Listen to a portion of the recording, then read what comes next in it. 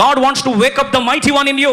ఎందుకంటే మనం ఆరాధించే దేవుడు ఆలోచనకర్త, ఆశ్చర్యకరుడు, నిత్యుడగు తండ్రి, సమాధానాధిపతి, బలవంతుడగు దేవుడు. ఏం దేవుడు అండి?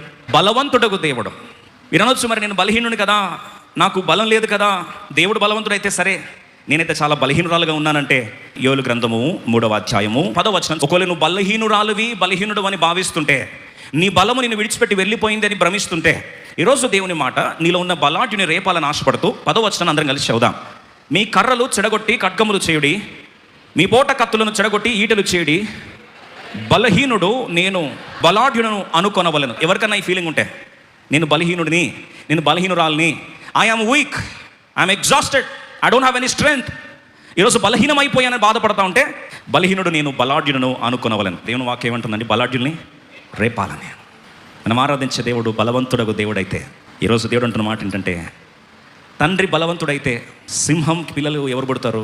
కుక్క పిల్లలు పుట్టవు. సింహానికి ఎవరు పుడతారండి? సింహాలే పుడతాయి.